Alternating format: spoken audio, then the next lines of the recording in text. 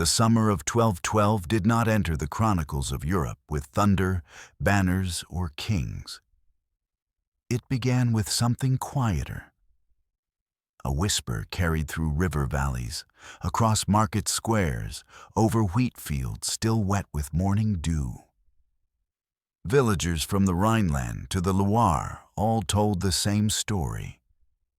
That children, tens of thousands of them, were gathering on the roads, not with soldiers, not with priests, but with visions. No one agreed on who first saw the boy. Some said he appeared near Cologne, others near the rolling hills of Vendôme in France. But the chronicles record a name: Nicholas, a shepherd barely old enough to carry a blade, yet claiming he carried something far heavier. A message from Christ himself. He said the Mediterranean Sea would open, just as the Red Sea once parted before Moses. And when it did, these children, poor, hungry, barefoot, would march through the dry seabed and reclaim Jerusalem where the armies of knights and kings had failed. His word spread like a spark tossed onto dry timber. Within weeks, the roads filled with children holding wooden crosses, singing hymns older than their memories, believing they were chosen for a holy task the adults had corrupted. Medieval Europe, exhausted from the failures of the Fourth Crusade, looked at these children with a mixture of awe and shame. If the knights could not take the holy city, perhaps innocence could. And so began the most tragic distortion of faith in medieval history. A crusade not forged by kings or popes, but by poverty, superstition, and the desperate longing for a miracle in a world where miracles felt increasingly rare. Chroniclers recorded the moment when the crowds first gathered outside Cologne. A mass of children, farm laborers, orphans, beggars, shepherd boys, all believing they were marching toward God. But behind them, walking in the same rags, were others, slavers, merchants, opportunists. Men who saw in this crusade not holiness, but profit. No one noticed them at first, or perhaps no one wanted to. For the first time in a century of crusading, the armies that set out for Jerusalem carried no swords, no armor, no banners of empire. Just faith, raw, unguarded, and dangerously misplaced. The road south awaited them, a road that would lead not to Jerusalem, but to the darkest corner of the medieval world. And as the children began to march, Europe watched in silence, because no one could yet see how far this holy mistake would go. The spring of 1212 did not begin with armies. It began with stories. Across the river valleys of France and the rolling hills of the Rhineland, rumors moved faster than priests, faster than merchants, faster than truth itself. They spoke of a boy, no more than 12, who claimed that Christ himself had appeared to him and had given him a mission no king had dared to accept. His name, they said, was Stephen of Cloyes, a shepherd's child, barefoot, illiterate, unarmed. But he carried something far more dangerous than a sword, a revelation. He told crowds that God had chosen the children of Christendom, not the knights, not the kings, not the armored orders, to reclaim Jerusalem. And that when these children reached the shores of the Mediterranean, the sea would part for them, just as it did for Moses. To the people of medieval France, starving, exhausted, and abandoned by their lords, the idea sounded less like madness and more like hope. Word spread, then the word became belief, and belief became fire. Within weeks, Stephen was no longer traveling alone. Villagers said he preached with a voice that did not belong to a child, a voice that could break the stone in a man's heart. Chroniclers wrote that his presence carried the intensity of a prophet, or perhaps the danger of one. By early summer, thousands of children had begun to gather around him. Boys from farmsteads, apprentices from towns, beggar children who had never known a roof. They marched behind banners painted with crude crosses and wooden staves carved into makeshift staffs of pilgrimage. They sang hymns. They chanted psalms. They believed the sea would listen. But with them came others. Not children, not innocent, not faithful. Wolves traveling with sheep. Men who smelled opportunity in the chaos. Merchants who disguised greed as charity. Preachers who saw a chance to build their own power. Behind the hymns, behind the prayers, behind the prophetic promises, the children's crusade was already being reshaped. Not by God, but by ambition. And yet, the children marched. They marched because every adult around them was exhausted by 200 years of failed crusades. They marched because the world had broken, and they were told they could fix it. They marched because faith, in its purest and most fragile form, can blind as quickly as it can guide. Stephen promised miracles. He promised the sea would open. He promised Jerusalem would fall without a single drop of blood. And so the children followed him. Not toward a holy mission, but toward a destiny no prophecy had ever mentioned. Toward a crusade built on innocence and heading straight into its destruction. The first roads out of the Rhineland were meant for merchants, for soldiers, for pilgrims hardened by years of walking and hunger. They were never meant for children. Yet in the spring of 1212, those ancient Roman paths filled with a slow-moving river of small bodies, boys and girls clutching wooden crosses, dragging sacks nearly as large as themselves, singing hymns that echoed strangely through the countryside. Chroniclers would later struggle to describe the sight.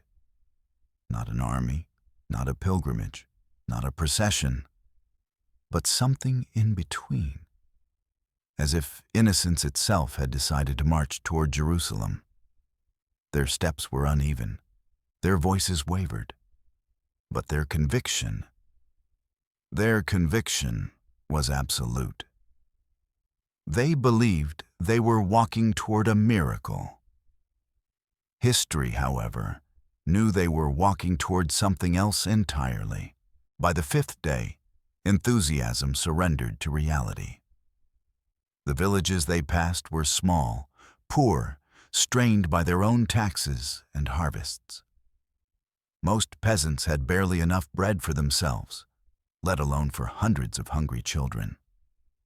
A chronicler from Cologne wrote, "Their eyes were like hollow lamps. Their songs slowed, their steps faltered. And though the cross was in their hands, hunger was the voice that commanded them." Some begged. Some returned home in silence. Some collapsed beside wells and were carried no further. Yet the core group pressed on, because their leaders insisted that suffering was proof of their divine mission. The children believed it, because they wanted to believe it. Because belief was the only thing they carried that weighed nothing. But the world around them, the forests, the fields, the mountains, had no regard for innocence, and no miracle came to ease the hunger. In the forests of Swabia and the foothills of the Alps, another danger emerged, not wolves on four legs, but wolves disguised as men.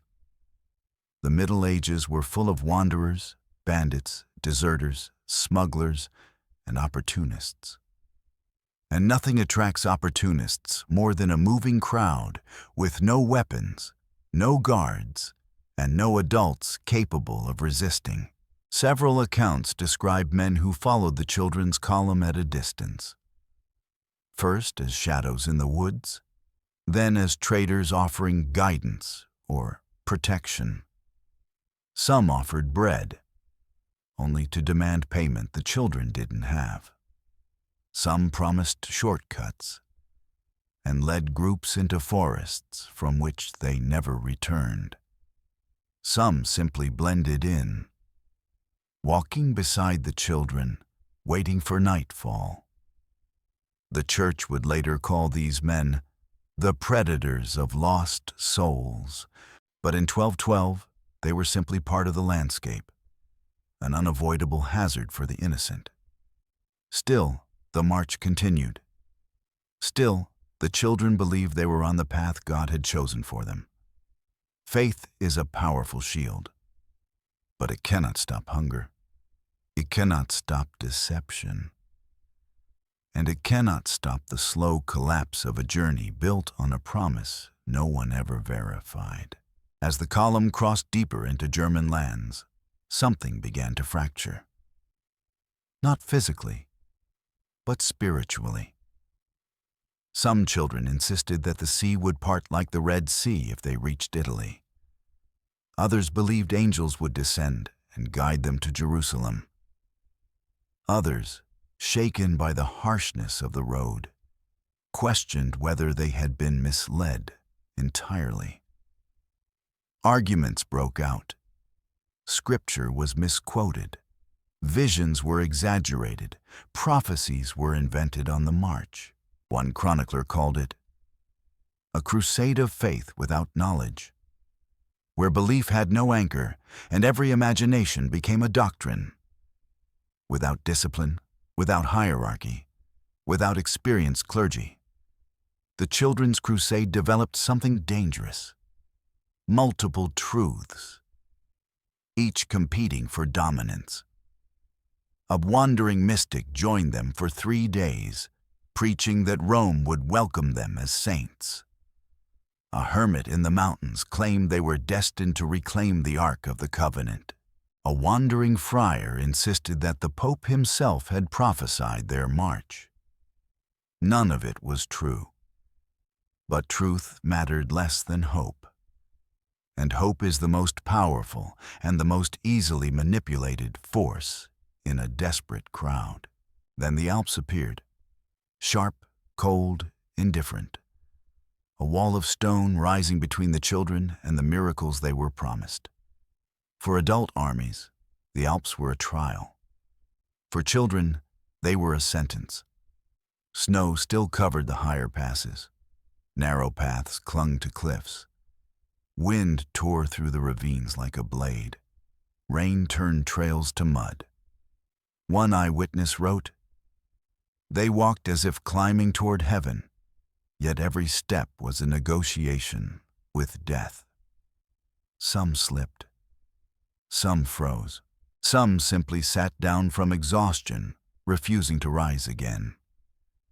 There were no saints on the mountain passes, only stone and silence, and the long echo of prayers that faded before they reached the sky. But the children continued marching, because turning back would mean admitting the journey was never guided by God. Only by the desperate hope of adults who never walked beside them. On the 9th day in the mountains, a storm pinned the column in a narrow valley. They huddled together, shivering, soaked, clutching their wooden crosses like anchors in a storm that cared nothing for faith. And in that moment of stillness, a chilling realization passed through them. They were no longer a crusade. They were refugees, lost, hungry, exhausted, and moving toward a promise that no one could explain anymore. But morning came, and children are resilient in ways adults often forget. When the first beam of light broke through the clouds, they rose. They gathered their scattered belongings. They reformed their crooked lines. And they continued south. Not because they trusted Nicholas, not because they trusted prophecy, but because turning back meant going home empty-handed. And no child wants to return to a world that expects miracles from them. Thus the march continued, toward Italy, toward the sea, toward the final unfolding of one of medieval Europe's darkest misunderstandings. The march of the Children's Crusade did not resemble an army. It resembled a procession, a wandering river of thin arms, bare feet, and exhausted voices whispering hymns that no longer carried certainty. They left their villages believing God would part the sea. But now, as they crossed into the German-speaking lands and toward the Alps, a different truth began to settle over them. A truth colder than the mountain winds that waited ahead. Germany in the early 13th century was not kind to travelers. The roads were rough, the forests dense, and the towns wary. Pilgrims were common, but children marching under a homemade banner of the cross were something else entirely. Chronicles describe crowds gathering in market squares to watch them enter. Thousands of young faces, dirty, shaking, clutching wooden crosses and ragged blankets. Some observers cried, some mocked, some prayed, but few helped. Food came in scraps. Shelter was offered only when storms threatened to kill the weakest outright. Villages shut their gates at sundown, and many viewed the movement as a bad omen, a sign that the world itself had tilted off balance. Dozens collapsed from hunger. Some simply sat down on the roadside and could not rise again. Others wandered into the forests and were never seen. But the march did not stop. Every time the line began to break, a voice from somewhere in the crowd would shout the same fragile hope. Jerusalem waits for us. God will open the sea. Faith kept them walking, but it was a faith built on sand, shifting with each rising hardship. Then came the mountains. For adult armies, the Alps were a strategic nightmare. For the Children's Crusade, they were a death sentence. Steep passes, loose stones, narrow trails, cold winds that cut like blades. Many had never seen a mountain before. Their leaders, barely more than boys themselves, had no maps, no guides, no plan beyond the belief that God would guide their steps. But the mountains did not bend to belief. Children slipped on wet rock. Others froze in the night. Still more disappeared into ravines, their cries swallowed before anyone could help. By the time they reached the southern slopes, hundreds were gone. And yet, as they descended into Italy, something strange happened. The survivors felt stronger. The journey had carved something into them, a sense that suffering itself was a sign of divine favor. What should have broken them? Convinced them they were chosen. The more they lost, the more they believed the miracle must be close. Parents who had chased after the movement finally caught up. They begged their children to return home. Many refused. Some did return, but only to find their villages whispering the same question. Why would God call the children and not the adults?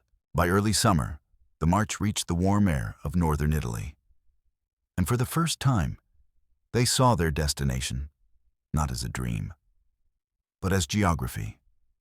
The sea, the endless blue frontier that separated them from the Holy Land. The waters glistened under the sun, To them, it looked like a divine threshold, a place where a miracle would unfold. They had survived hunger, storms, and mountains. Surely, they told themselves, God would part the sea next. But miracles have a way of arriving in disguise. And sometimes, as the Children's Crusade would soon discover, they arrive wearing the face of betrayal. The farther the children marched, the more the world around them began to change. The mountains of central France gave way to rolling plains. The air grew warmer, and the villages grew fewer and farther between. By late summer, long before they ever saw the sea they believed would part for them, they entered a landscape shaped not by faith, but by indifference. There were no crowds now, no cheering adults, no clergy praising their supposed purity. Only dust, heat, and the hollow sound of bare feet scraping the road. The illusions that had carried them from their homes began to thin, just like the clothes on their backs. And yet, they continued, not because of prophecy, not because of a miracle, but because turning back meant admitting everything had been a lie. That is how the Children's Crusade, once portrayed as a holy river of innocence, became something closer to a long, frail procession of guilt. Children who walked because they no longer knew how to stop. Along the road, the crusade quietly broke apart. Some children slipped away in the night, trying to find paths back home. Others collapsed from exhaustion and were carried no farther. Some were taken by townsfolk, not out of charity, but to work in fields, mills, or kitchens. But the story that came back to Europe spoke only of the survivors. It never mentioned the ones who were absorbed by the countryside like drops of water disappearing into dry earth. For centuries, chroniclers romanticized the march, calling them holy innocents. But innocence is not what they looked like. Main accounts describe them as sunken-eyed, barefoot, skin burned by summer, bodies wrapped in scraps of cloth, and voices hoarse from days of hunger. The miracle they prayed for had not appeared, and yet they pressed on toward the one promise that still seemed real. The sea. If the waters parted, everything they suffered would be redeemed. If not, their entire journey would collapse into absurdity. This is what kept them walking. Not faith, but the fear of humiliation.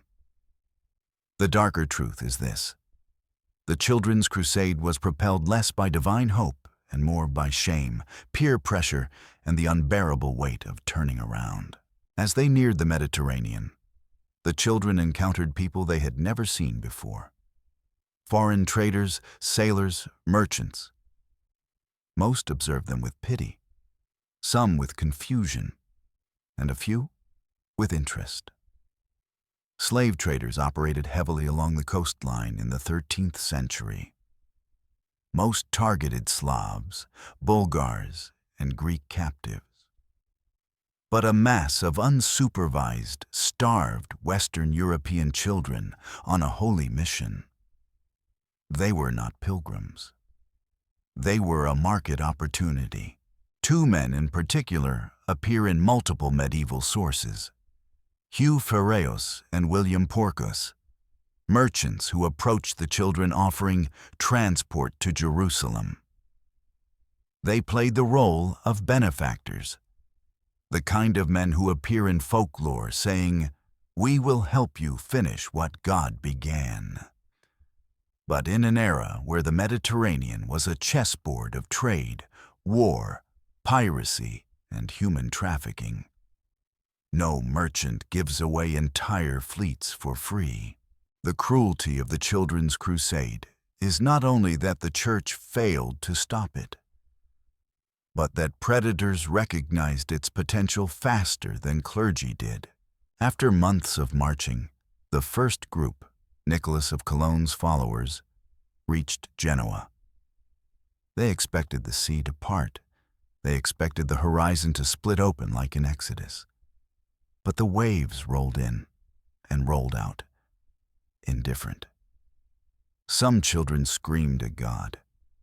Others fell to their knees. Some waited for hours, believing the tide was merely testing them. But the sea remained whole. Emotionally, this moment shattered them. Faith did not break them. Reality did. In WW2 Tales-style cadence, this moment is not a dramatic outburst, but a dull, heavy silence, the silence of a realization too large for a child's mind to hold. We have walked across a continent for nothing. Local Genoese citizens remember the scene as pitiful, not holy. Most children dispersed within days. The second group, led by Stephen of Cloyes, marched toward Marseille, hoping the waters there would respond where Genoa had not. And it was here, almost at the finish line, that the tragedy which medieval chroniclers most reluctantly describe finally unfolded. Because at Marseille, the merchants were waiting. Their ships were ready. Their promises were clear. Their intentions were hidden. To children who were starving, blistered, lost, and desperate for proof that God had not abandoned them, those ships seemed like salvation. They believed they were boarding vessels bound for Jerusalem. They were not. They were boarding slave ships, ships that would take them not east toward the Holy Land, but south, toward the markets of North Africa. The road behind them, the sea before them. Hundreds of children walking toward the shoreline, guided by men who spoke softly, smiled warmly, and hid knives behind their teeth. They believed they were at the end of their pilgrimage. But they were standing at the edge of a trap laid not by armies, empires, or rival religions, but by greed wearing the mask of piety. The Children's Crusade, once imagined as a holy procession, had become a quiet funnel, guiding its believers toward the one thing they never expected: a future they would not choose. The road that led toward Italy was not a road at all. It was a broken chain of mule paths, riverbanks, and forgotten Roman stones, flattened not by armies, but by thousands of bare, blistered feet.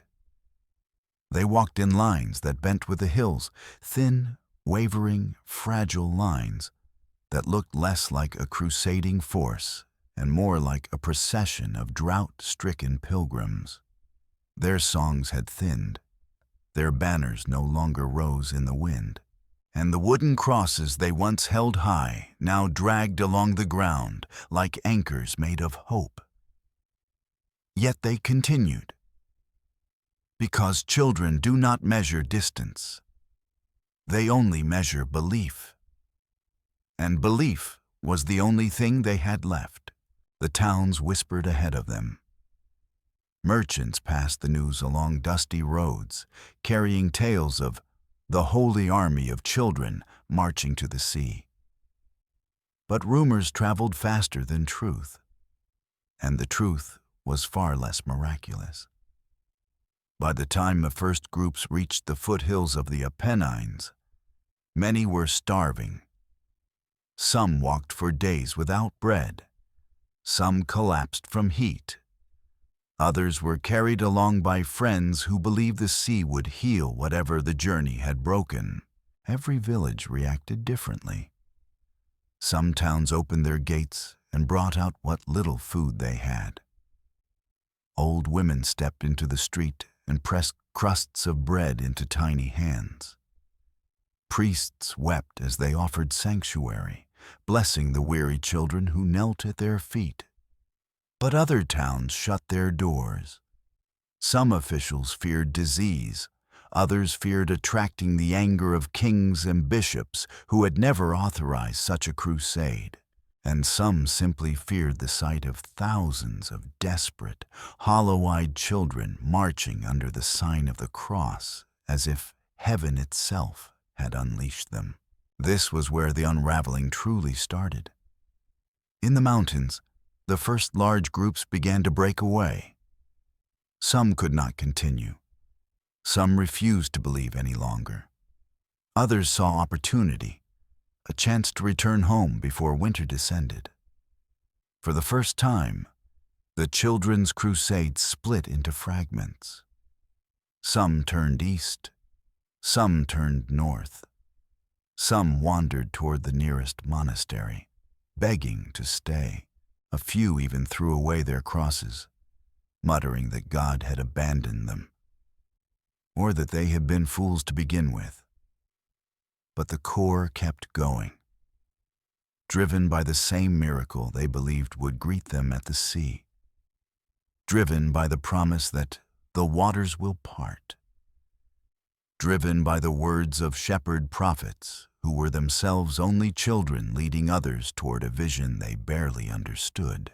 By the time they reached the southern ports, they were exhausted beyond measure. And that was when the danger revealed itself. Italian merchants had heard the stories. They saw not pilgrims, but profit. To them, the children were not holy warriors. They were cargo. Empty ships were waiting in the harbors, waiting for passengers, waiting for labor, waiting for bodies to fill the holds. The children saw salvation. The merchants saw silver, and in the shimmering heat of the Mediterranean sun, one final illusion took hold. A belief that the sea was a doorway God would open for them, or that someone would carry them across it. They had no idea that both hopes would lead to disaster. The wind that blew across the Mediterranean that summer carried no prophecy, only the quiet indifference of the sea. And yet, to the thousands of children who arrived at the ports of Genoa and Marseille, that wind felt like the breath of God. They believed it would open the waters the way Moses once parted the Red Sea. They believed the sea itself would kneel for them. But the Mediterranean has never knelt for anyone, not for kings, not for crusaders, and certainly not for children. They came in ragged lines, thin faces burned by weeks of walking, bare feet cut by stones, voices hoarse from hymns sung through exhaustion. Some had lost their traveling companions to hunger. Some no longer remembered their own villages. Most could barely stand. But they all looked at the harbor with the same trembling hope. God will open the sea. Jerusalem is waiting. It was an idea planted so deeply in them that when the water remained still, many simply waited, convinced the miracle was late, not absent. The Italian dock workers watched in silence. Merchants lowered their eyes. Priests muttered prayers they did not truly believe. For even the adults could feel what was coming. A tragedy born not of evil, but of people who allowed faith to replace judgment. When the sea refused to part, two names emerged from the shadows of the docks: Hugh the Iron and William of Poscaires. They were merchants, wealthy, influential, persuasive, and they saw in these children neither pilgrims nor the chosen of God. They saw labor. They saw currency. They saw opportunity. They offered ships, 7 in Genoa, 7 more in Marseille, 14 vessels in all. A fleet promised to carry the children to Jerusalem, since the sea would not open. To the exhausted children, it felt like the miracle they had been waiting for. No thunder, no lightning, just ships. But in their eyes, a miracle was still a miracle. They boarded eagerly, singing hymns, clutching crosses, calling the names of companions lost on the road, believing they would soon walk the streets of the holy city. None of them knew that these ships were not bound for Jerusalem. At least, not for their sake. The moment the anchors lifted, something changed in the air. Silence spread across the decks. The hymns softened. The excitement faded into unease. There were too few sailors, too many locked compartments, too many whispers exchanged between crewmen who would not meet the children's eyes. Days later, the first truth arrived with the sound of waves pounding against the planks of a sinking ship. One vessel caught in a storm near Sardinia shattered on the rocks. Hundreds died, their small bodies claimed by the sea that had refused to part for them in the first place. Of the remaining 13 ships, none approached the Holy Land. They drifted south, toward Africa, toward Egypt, toward buyers. The children had not been passengers. They had been cargo. Historians argue about the exact number, whether it was thousands or only hundreds. But the record is clear. Some were sold in Alexandria. Some were taken to Tunis. Some were traded to desert tribes who valued young servants more than silver. A few, ironically, were sold to Muslim scholars who treated them gently and taught them Arabic, believing that kindness was a form of worship. Others were not so lucky. By winter, Europe whispered the truth that the Church later tried to bury. The children's crusade had not ended. It had been consumed by storms, by starvation, by human greed, by the very empire of faith that believed God always protects His own. And so the great irony unfolded. The sea did open for them, not as a path, but as a grave, and the Holy Land did receive them, not as liberators, but as property. The crusade that began with a miracle in a child's dream ended in chains, in silence, in markets beneath desert sun. No grand chronicle recorded their names. No cathedral rang its bells for them. No king wrote a letter of mourning, only the wind at the harbor remembered.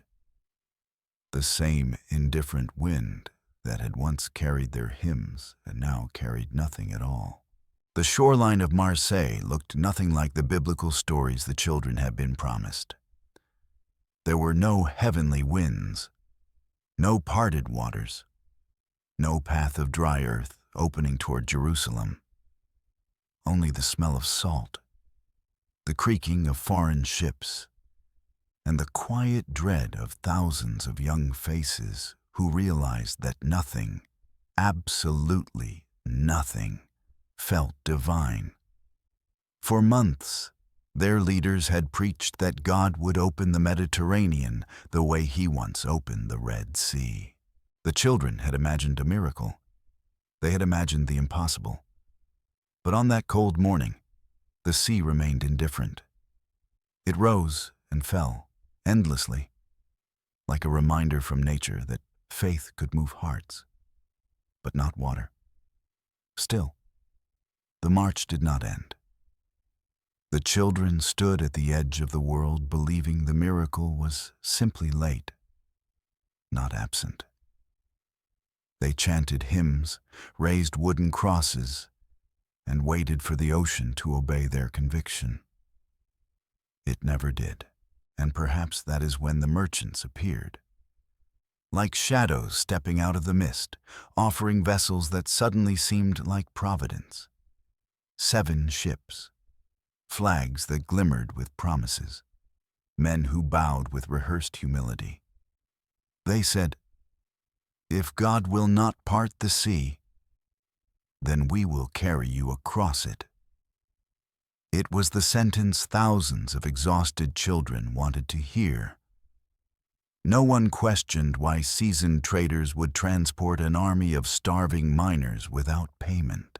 No one questioned why their ships bore no insignia of any Christian kingdom. No one questioned why they smiled. Hope had blurred judgment more effectively than fear ever could. By afternoon, the first groups boarded, small hands gripping railings slick with salt, crosses clutched to chests, voices trembling with the belief that the voyage was the beginning of victory. But to the fishermen on the coast, and to the silent priests who watched from a distance, this scene was not a miracle. It was a funeral waiting to happen. As the final boy stepped onto the deck, the sea breeze shifted direction, cold, sharp, and strangely prophetic. For generations, chroniclers would argue whether these ships were instruments of charity or instruments of profit, whether the merchants saw children or merchandise. But every witness agreed on one detail with chilling certainty. The moment the mooring ropes were cut and the vessels drifted out of Marseille's harbor, a feeling thin, invisible, undeniable, settled on the shore. It felt like the closing of a gate, as though the world had just watched a whole generation walk willingly into a fate none of them could see. As though history had chosen silence over intervention. The waves swallowed the sound of their hymns, the fog swallowed the shape of the ships, and Europe swallowed the truth. Because from this moment on, the children's crusade was no longer a march. It was a disappearance, and the sea, unchanged, unmoved, unforgiving, was the first witness to the greatest betrayal of innocence in the Middle Ages. The children had marched for months, yet not a single one of them had ever seen the walls of Jerusalem. Most had never even seen the sea until it rose before them, a vast, impossible mirror stretching into the horizon. To them, it was a promise fulfilled. To everyone else who watched from the dunes, it was the final, silent confirmation that this was never a crusade. Only a procession of innocents walking into a storm. They believed the waters would part, that the miracle of Moses would return, that the sea itself would kneel before their purity. Some stepped into the waves, whispering prayers so small the wind carried them away. Others raised crude wooden crosses above their heads, as if faith alone could carve a pathway through salt and foam. But the sea did not move. It roared. A witness wrote that the waves answered their prayer with indifference. Another chronicler described the sound of children sobbing, their faith not broken, only confused, as if heaven had failed to recognize their courage.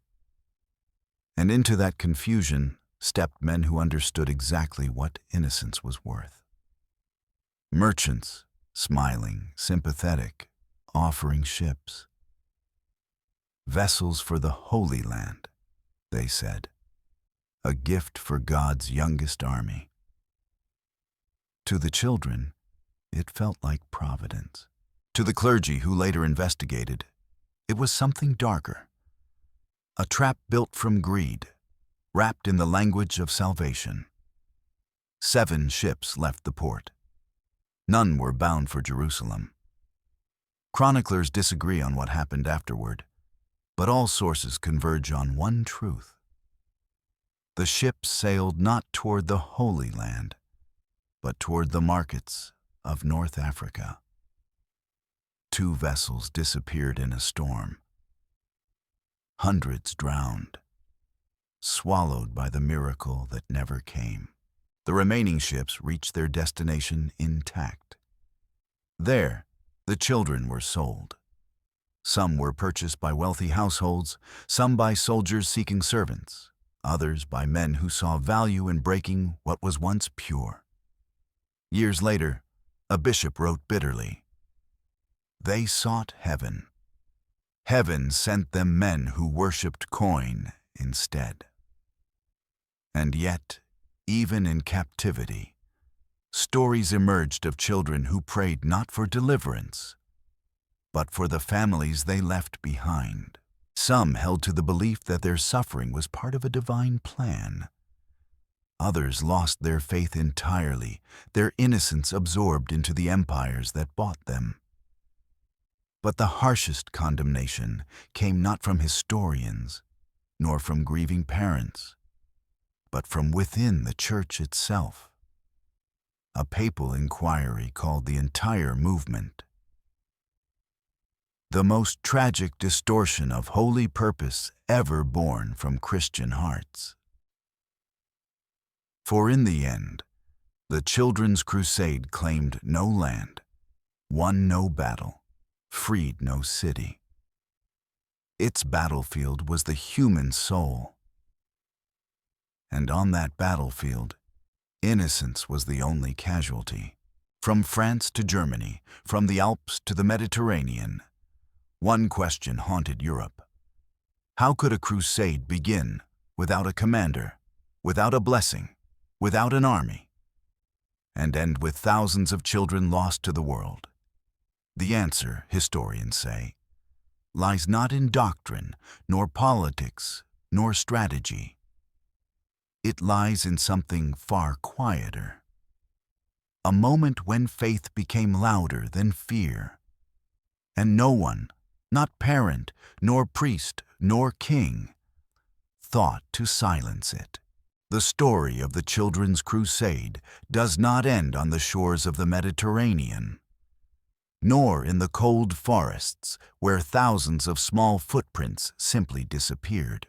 It ends in a quieter place, far from the cries, far from the prayers, in the silent chamber where history asks its most unforgiving question. How does faith lose its way so completely? For months, Europe had watched miracles where there were none, had heard divine calls that no scripture recorded, had trusted visions that came not from heaven, but from desperation. And when the march collapsed, when the illusion shattered, it left behind no victories, no liberated relics, no reclaimed Jerusalem. Only the echo of stories whispered by parents who waited at doors their children would never walk through again. Chroniclers wrote carefully about what happened next, because even they knew this was not a holy war. It was a wound made by the human need to believe, even when belief turns blind.